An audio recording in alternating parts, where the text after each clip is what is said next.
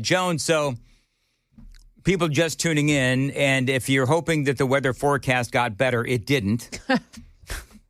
Well, thanks for that happy news, Dan. Listen, I'm just a realist. I'm trying to set expectations. Yeah. People got to know what they are facing. Mm-hmm. And it's ice and lots of it. So,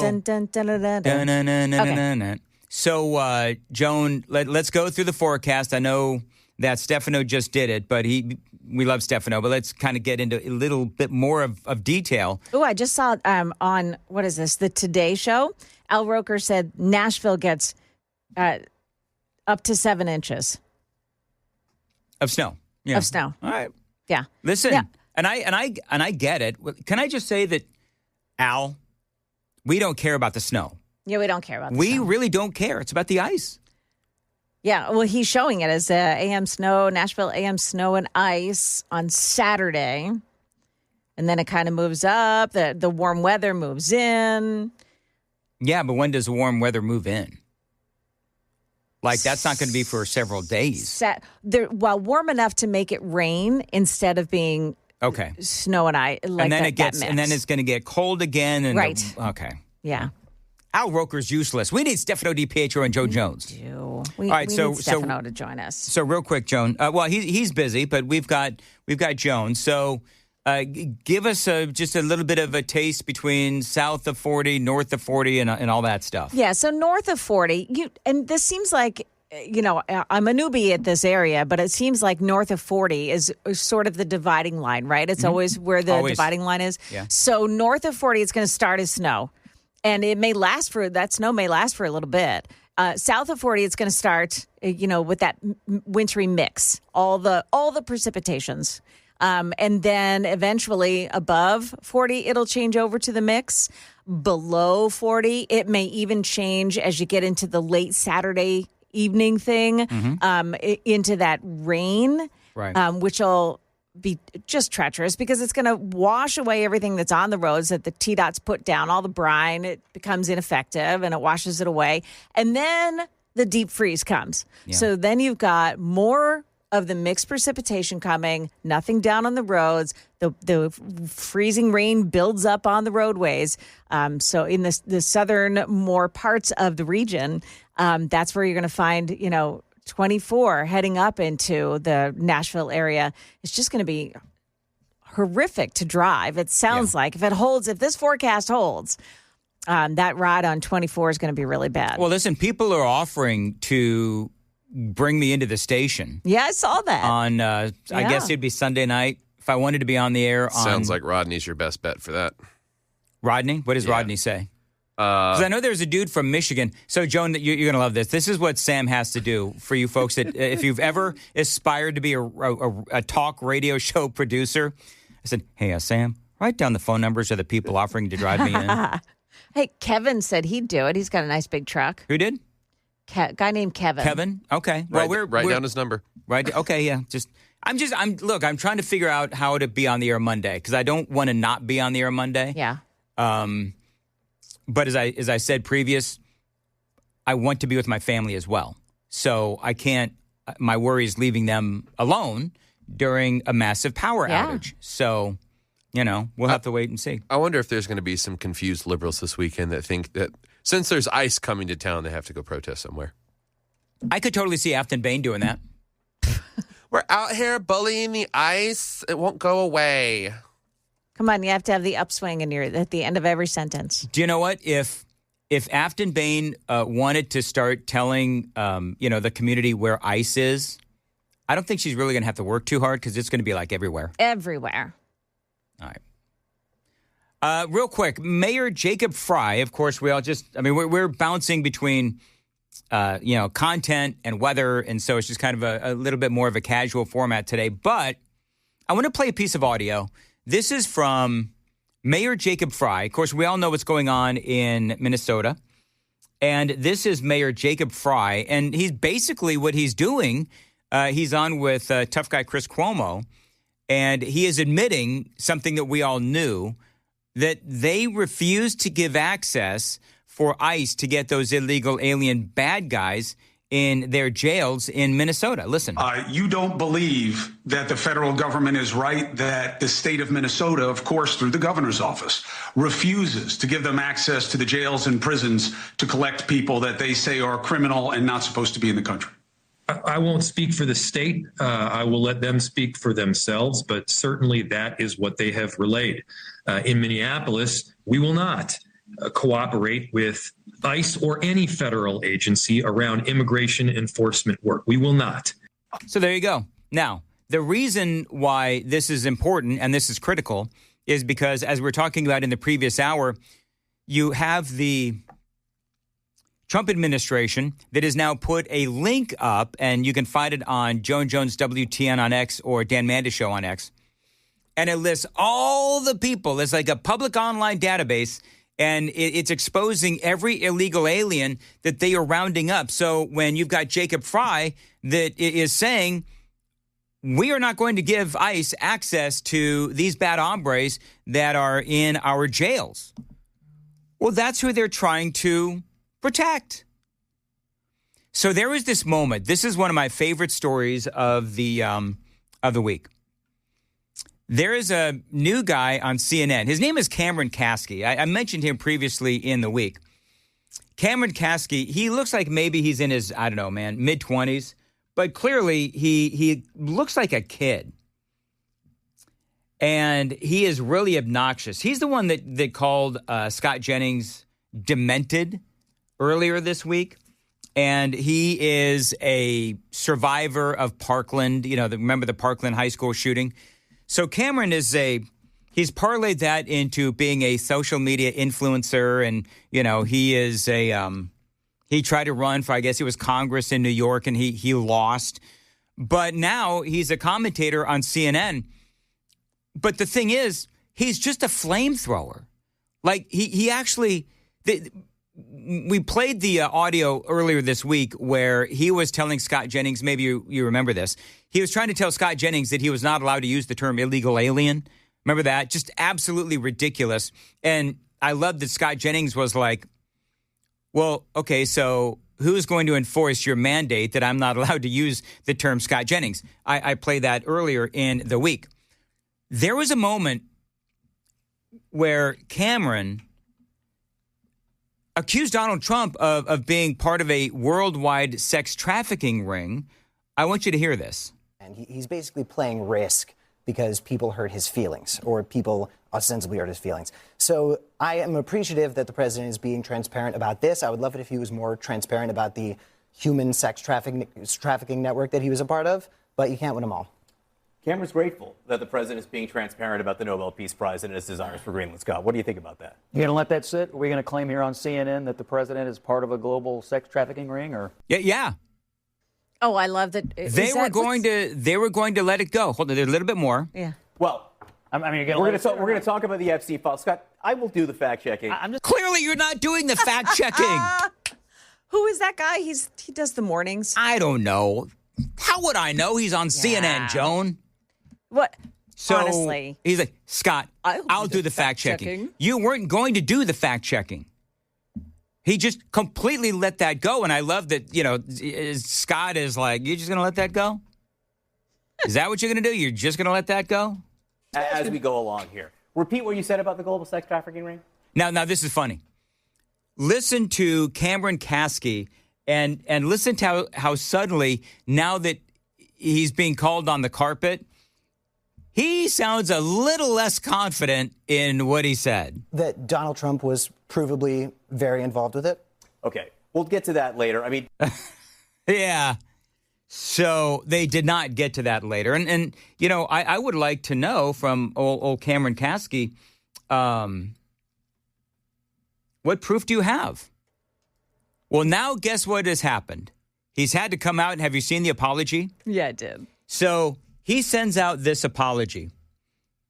He's been on the job like a week at CNN. So this guy's been on the panel with Abby Phillip for like a week. And I don't know what credibility this Cameron Kasky has. Do you know what the problem is with influencers, Joan? And I've said this before, and listen, They got scoreboard. They got more people listening and watching them than me. But the problem with influencers is that they're not, generally speaking, held to any sort of accountability. Like, I don't think that they are. They can say some of the darndest things or some of the most bass-backward things or some of the most crazy things. And what do they get? What accountability do they ultimately end up receiving? Well, they end up getting more followers and they end up, being more influential for some of the things that they say. So, but I don't know what firepower or what credibility Cameron Kasky has. Oh, you won't like it.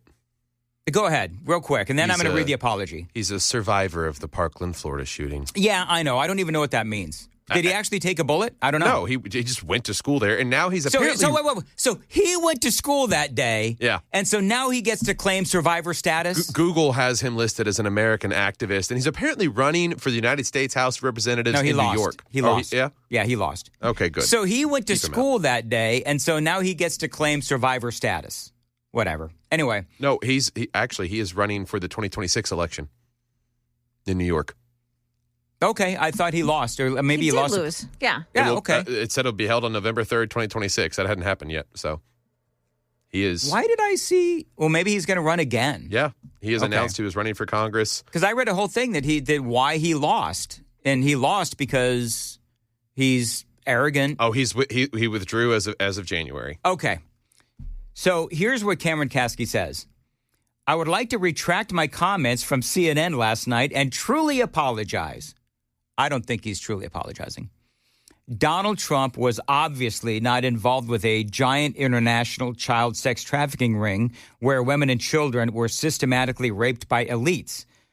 I said that by accident and didn't mean it. That didn't sound like an accident to me, Joan. Did that sound like an accident to you? I could replay it. Absolutely not. But, I mean... That wasn't an accident. I'm trying to come up with something you might accidentally say. Like truly, there would be an accident, but I can't think of one. So anyway, not one that I can say on the radio. You know what? If I wanted to call somebody a sucker, but I accidentally put the F in there, that's an accident. Oh. Now I may mean it, but it would be a true accident because I can't say that on the radio. Which is why I need to start doing more podcasts. Anyway, moving on.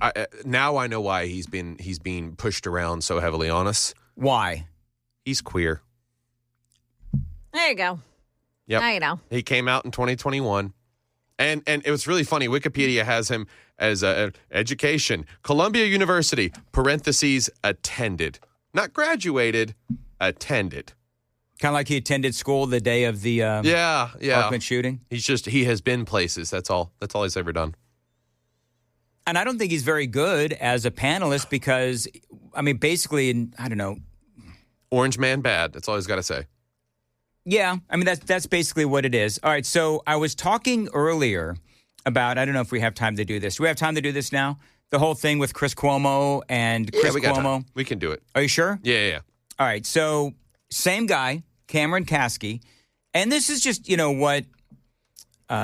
what Scott Jennings has to put up with on CNN, where, they're talking about illegal aliens, and I'm trying to see if I have the original comment from... Oh, he includes it. Oh, is it included? Yeah, Cuomo includes it. All right, so this is Scott Jennings being told by this Cameron Kasky that he is not allowed to utilize the term illegal alien. Here it is. Saying, how are you going to enforce it? How are you going to enforce me not saying the word illegals anymore? How are you going to do that? Say illegals anymore because ICE is directly targeting legal citizens of this country. And how are you going to enforce your edict on me, just out of curiosity? Listen, I understand. But just listen to his point about illegal. No, what are you, bully now? What are you, tough guy? Because you're talking to this kid? Pause that real quick. Right? Pause. So, do you know what I love? I love how and by the way, I like Chris Cuomo. I do believe that he's a straight shooter. I think he's misguided, but I love how Chris Cuomo, did you pick up on this, Sam and Joan? Chris Cuomo is mocking Scott Jennings for trying to be a tough guy as Chris Cuomo puts on his tough guy persona. And did you notice that? He's saying he's bullying a kid. He's 26, dude. Okay. Memo to Chris Cuomo. He's on CNN and he's in the line of fire. So, no, Scott Jennings is not under any kind of a obligation to withhold his fire if this dude is calling Scott Jennings demented. And this dude is saying to Scott Jennings, you're not allowed to use the term illegal alien. Oh, and by the way, F you to the left for trying to tell Americans what words we can use and not use. There's that aspect of this as well. I would have thought Chris Cuomo would have wanted Scott Jennings to treat him equally. So I don't think it would have mattered who you were if you said that to Scott Jennings. He was going to respond in kind. All right, so is that it? No, I think there's a little bit more. Calling people illegals. They're called illegal aliens in the law. And you know what? Well, they are. A long time ago, Republicans and Democrats switched to undocumented. Why? Because it seemed inhuman. That's why. They changed the vernacular, and you know it. But that's not the point. Well, can I say what my point is? So I don't mind utilizing the term illegal alien. If you'd like to use the term documented, that's your choice. But if you're worried about dehumanizing people, can we talk about the fact that people like Chris Cuomo and people like Cameron Kasky, do you know who really is dehumanized here? Is the victims of illegal aliens. They're the ones that the left refuses to talk about. They're the ones that the left won't even mention their name. And when they do, i.e. Joe Biden, they can't even say their names correctly. So if you want to start talking, Chris Cuomo, about who is being dehumanized, let's talk about how the left is dehumanizing the victims of illegal aliens. And every single day, there's another story of somebody killed by an illegal alien. He basically concludes the video. It's a little bit longer to play it, but he concludes it by saying that if you don't watch your mouth, essentially, if you're going to be rude, you're going to get your ass beat, and that you are responsible for when people act out violently. And it's like, no. My words, yeah, that's what Cuomo says. My words have nothing to do with that in my mind. That's what, I don't know how Cuomo is going to say that because I say something, it's going to make people act violently. They make the conscious effort to act violently. That's on them. So silence is violence. Using the wrong words is violence. Yet what is happening in Minnesota apparently is not violent. That's kind of what he's trying to sell. Yeah. You know, I thought maybe Chris Cuomo was a bit of a straight shooter. I think he's just more of a He's a fake tough guy. So, Joan, apparently my comments earlier about the independents has upset some independents. All I was doing was asking a question about what do the independents value? Because if Donald Trump is losing independence over, all of this nonsense with Greenland, but the left isn't losing independence over the nonsense that is going on in Minnesota and other, cities across America, then I got to ask what the independents really value. And by the way, I'm not bashing independence. I'm just asking, if you're all up in arms about Greenland, really? But you're not up in arms over the fraud that is going on in Minnesota, the crime that is going on in Minnesota? And by the way, the other thing that I would say in this kowtowing to independence and, kowtowing to moderate Republicans is that don't forget that when you try to go too far into the middle, that's when we start, losing elections. But that's always the argument, right? That's always the debate is how far in the middle do you go before you start losing those people that are really conservative? And so it's always kind of like a balancing act. That's why, in the primaries, everybody on the Republican side, for example, in the primaries, you always have people, beating their chest about how I'm the most conservative.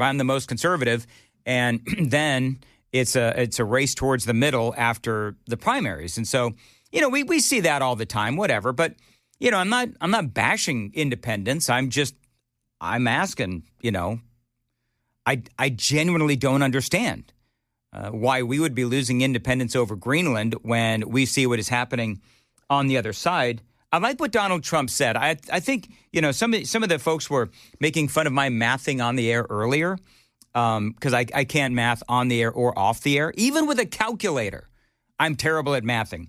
But I thought this was interesting. Listen to what Donald Trump said. We all know what's going on in Minnesota with the fraud. Matter of fact, we know what's going on with fraud, frankly, across the country. California, Minnesota, the state of Washington is out there now. I mean, it goes on and on. And by the way, one of the things that I would say, and I've said this before, and I've got a little audio bite that's going to talk about this as well, but has anybody noticed that where the fraud is financially, there's also a lot of suspicion about voter fraud as well? So as one person on social media said, so let me get this straight. You have massive amounts of financial fraud, oftentimes related to either the immigrant community or illegal aliens, but we're supposed to trust you with elections? Really? I'm sorry, but that's not how that works. This is Donald Trump talking about fraud in America. It could be more than $19 billion. Can you believe that? That's just one state. If we were able to cut out 50% of the fraud, 50%, and we should be able to do better than that, we would have a balanced budget without having to talk about even growth. So we have a lot of options, but we're working very hard on that. That's a big deal. It's not just the protests, the fake protests done by agitators and, professional. Yeah, that is Donald Trump. Now, I don't believe that, and I love Trump, but I don't believe that there's 19, because our deficit is 38 trillion, something around there. So half of that is like 18.5, something like that. I don't believe there's $18.5 trillion worth of debt, worth of fraud in this country. Although I will tell you that it wouldn't surprise me. Could we make a big dent in the federal budget? In the federal debt? Absolutely. If we got rid of the fraud. Everybody knows Nick Shirley, the fearless and intrepid reporter who blew the lid off the Somali fraud in Minnesota. He testified in front of the House Judiciary Committee. This was yesterday. I've got some great audio on that coming up. Apparently, this freezing fog is something, Joan Jones. Chris Hand says the traffic and the fog was insane. Yeah. Getting out of the borough. So apparently he's having a hard time. He did have a hard time getting out of the borough. And I guess, are people talking about the freezing fog on the super text line? Got a couple super texters talking about slick spots out in Sumner County. So there's probably some areas that haven't gotten the sunlight yet where we've already got some patches of ice building. So, yeah, we've had some people text in and say that they have hit some slick spots out there. So it was, I don't know what the overnight temperature was, but just know that even now there are slick spots. And with this freezing fog, that's certainly not going to help matters any.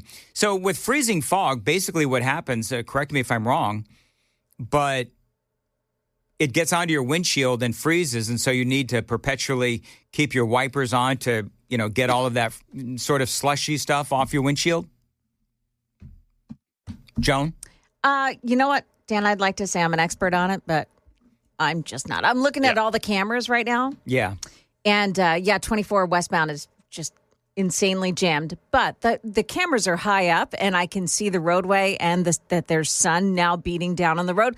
So it shouldn't last for long. Yeah. Even if it is that way at the moment. With Chris Hand's luck, that's what happens, right? Right. He gets on the road, and all of a sudden, freezing fog hits and massive traffic. It'll wrap up by the time he hits, 40 to Mumbrian. Yeah. So freezing fog can stick to a windshield. Often it does, creating a thin, sometimes uneven layer of ice or rime ice on the glass and other surfaces.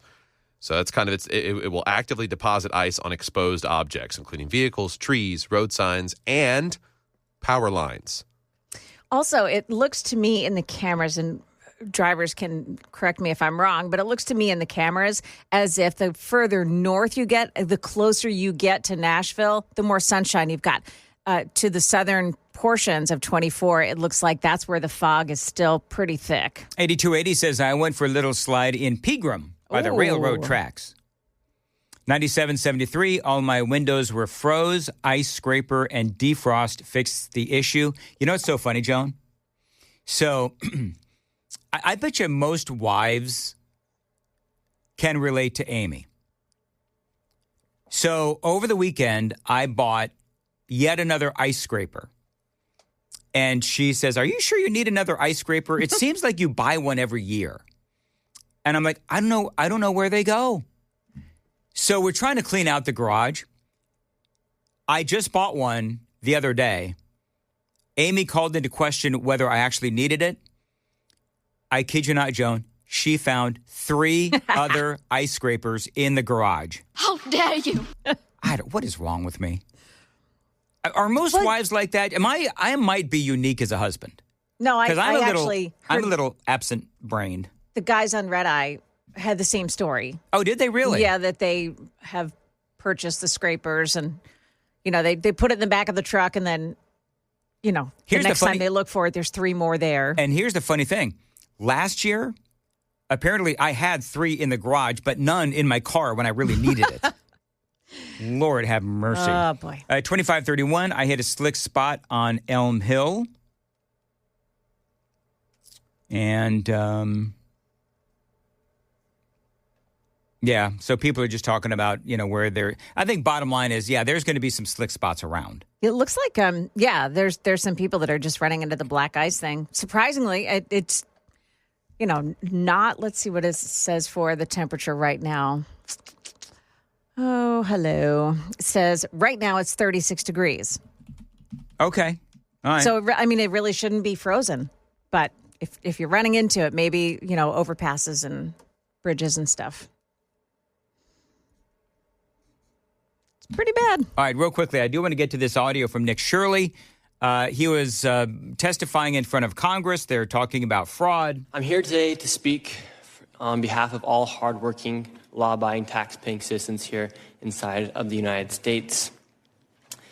I've helped bring to light widespread fraud that's happening inside our nation, and we the people have had enough of our hard-earned money going towards fraudsters as if it's no big deal. As I speak here, I want to ask everyone a question. How much do we trust when we pay our taxes it's going to benefit our nation? People erupted during the Boston Tea Party over just a few percentages as they believed they were being taxed without representation. Nowadays, we have the representation, but do we trust our representatives? My name is Nick Shirley, and I made a 41-minute video that I posted on platforms like X and YouTube. My video received over 100 million views, and it created instant change within our government. Yeah, that's true. Nick Shirley is obviously right. Very courageous, far more courageous than anyone at the Washington Post or the New York Times or, Wall Street Journal and so forth. And so he did testify in front of the House Judiciary Committee yesterday. And he is right, of course. We all know what's going on. You've got Tim Walz, Jacob Fry, Keith Ellison, many others now being subpoenaed. But clearly, no. We don't trust our representatives as far as we can throw them. They're in it for themselves. And obviously the Democrats, they're in it for the foreigners. Don't forget about the rampant illegal immigration and the immigration, illegal or otherwise, because that is how you've got these states, particularly in Minnesota with the Somali community, where they are able to, basically you're talking about billions of dollars in fraud in the Democrat-run states. Nick Shirley also posted this yesterday. Apparently, the state of Minnesota, listen to these dollars. Listen to these amounts. Apparently, the state of Minnesota has given over $724 million to an NGO whose name is protected. It actually says Mass to Protect Not Public Data. Oh, and Virginia Democrats are filing a bill to make sure you can't figure out the names of organizations receiving the grants. Spamberger, the new governor there, Spamberger, is no doubt making sure that happens. But he asks what I asked, what is this NGO and who is getting this money? Any federal funds, I believe this, any federal funds should be public data because it's the public's money, correct? Isn't that my money and your money? Yeah, it is. I mean, we've been talking about this fraud all across the country, and mainly in Democrat-run states. In the state of Washington, we have a situation where over $500 million has simply gone missing. In the state of Washington, $500 million has gone missing, and they apparently, just simply put, cannot find it. I've got the audio from the state's accountability. I've got the audio. Sorry about that. I've got the audio from the state's attorney general. This is what he said. Listen to what he tries to do. He tries to split hairs on what it means to be fraudulent. Talked about transparency and accountability, and you and I spoke a couple of weeks ago about DCYF and the allegations that have swirled around that agency. Since you and I talked, there's been an audit to suggest there were $500 million in 2 programs that did not have adequate controls, that there's been $2 million in overpayments to providers, and that the state auditor went 4 years without any sort of provider records. Wow. Given that information now, would you call for an outside audit of DCYF? Well, my understanding from what the auditors talked about both in the past and I think as recently as today, that there's continuing audits that the auditor's office is going to do. Our job is to make sure that our clients that we represent, DCYF and other state agencies, are taking those audits very seriously and do everything they can to make sure that they're not going to have that kind of problems moving forward. So just make sure we got this right. Don't worry about what happened with the $500 million that is somehow now missing. Don't worry about that. We're going to fix this moving forward. Are you flipping kidding me? We may have accidentally mishandled $500 million, but don't worry. We're going to make sure that it doesn't happen again. Uh-huh. Oh, there's more. I do want to distinguish what we've seen and heard about. There's, every state government, every state program that gets taxpayer dollars needs to work better with those dollars and make sure that we're treating those issues seriously. That is very different in my mind from allegations of fraud, and we want to make sure that there's a distinction between allegations of criminal fraud and allegations of just how we best use our taxpayer dollars. So, it doesn't make me feel any better. I've actually often asked myself this question. It doesn't make I don't feel any better knowing that it's just sheer and utter incompetence that is losing billions of dollars across the country, whether it is incompetence or whether it is fraud. They are stealing our taxpayer dollars. They are losing it one way or another, and somebody's got to go to jail. You lose $500 million for the state of Washington. You lose $500 million, and you're like the state auditor, and you're the person in charge of that money. You got to go to jail. You're not paying attention to the safeguards. You're not paying attention to where the money's going. Nick Shirley's clearly correct. No, we don't trust our government. And I think the more that we find out about this rampant fraud in these Democrat-run states, the more that people are going to distrust our government, hopefully, particularly Democrats, because that is where this fraud is coming from.